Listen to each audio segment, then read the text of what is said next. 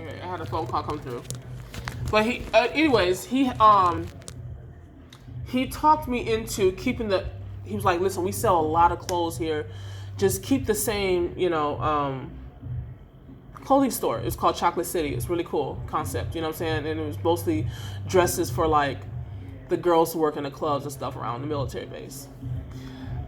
I did not like this business. Like, I every time I walked in the store, I felt like my employees were just kind of sitting around. They really wasn't trying to sell the clothes. And I was just like, and you know what I'm saying? I was already tied up in the hair store, so I couldn't do both.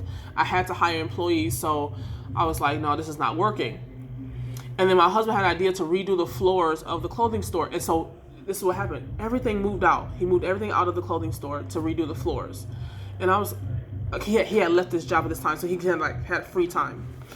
So I was like, when I saw the store empty, I had an idea. I said, you know what? We're building this big diner over here, but we have no restaurant experience. You know what I'm saying? So I was like, that's kind of scary to open a big restaurant. You have no restaurant experience. I told my husband, I was like, why don't we turn this clothing store into a small restaurant to gain experience before we completely finish the building of the new diner. So that's what we did. I took all the clothes, I just put them in the clothing store, just like sold them outside. Like the clothes and shoes that were from that clothing store, I just put them outside of the hair store and just kind of sold them off. And we turned that space into a small, like, kind of sandwich shop. And we gained so much knowledge from running that small restaurant before we launched the big restaurant, and I think that's what saved us. And that's kind of strange, right? How that happened. So we actually owned a small, unsuccessful restaurant before we owned the big restaurant. But we learned everything that we needed to know to not completely fail from the small restaurant. So, starting small, even when people kind of look at you like, oh, it's just so, you're a small little business, you know what I'm saying? It's kind of like not a bad idea to start as small as possible before you like invest your whole life into something huge, which is also, I read a psychology book that says that that's how women do business. Women do business like where we start real small and we like just kind of increment up, where guys are more likely to just gamble it all and, based on kind of like ego and pride and like high risk, high reward. Women entrepreneurs tend to invest in smaller increments, but also are less likely to become super rich. So that's, take it for whatever you want to take it for.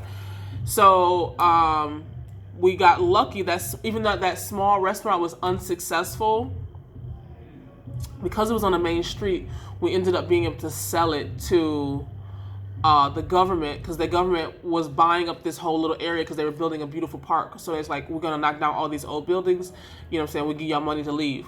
So we ended up getting a nice chunk of change just to get out of here. So we didn't lose any money.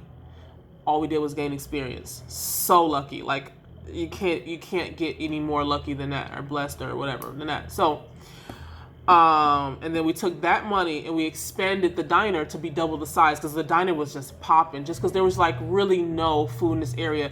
And even though I didn't have restaurant experience, I knew what Americans wanted in a salad. I know what Americans want in a wrap. You know what I'm saying? Like, so I wasn't a chef or anything like that, but I noticed like, that's the lettuce you need to use. That's the way you need to cut the tomatoes. That's the way you need to wrap the silverware, because like that's how you need to display the ketchup. Like, I just knew that just based on being an American, and that just gave me a leg up, because there's a lot of Koreans just don't get it right. Like, they just make things weird. You know what I'm saying? When they do American food or do another country's food, they just do it in a weird way. It's just like, this is uncomfortable. Like, like if you were in Korea, it's like, why is there corn on the pizza? You know what I'm saying? Like, you're messing up a cuisine that's so simple by overthinking it, or just not understanding the concept of the culture, or whatever. So I was able to I'm still constantly beating out the competition, because first of all, Americans are not over here opening restaurants, okay? They're Canadian men, the men that are marrying Korean women are doing it, but a lot of them are Canadian, Irish, South African. They're not American men, and so they're like, I don't really have any competition. Like, they don't understand how this black girl is just beating them in the competition. It's because it's like, you're not American, and you're getting small details wrong. So that's basically one reason why it's like things are going good. I haven't had a lot of problems being a black woman, I should say, because I do have my husband, and that's one thing that I even thought about tonight is that, like, I'm protected.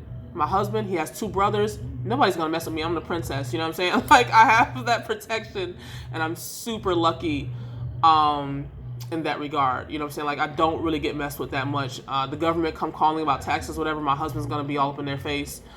Even with health inspections, my husband's all over it. Like, he's just all over everything. So I'm protected in that way, and I am able to just be like a creative business owner and just spend all my time thinking, what do the people need? What do the people need?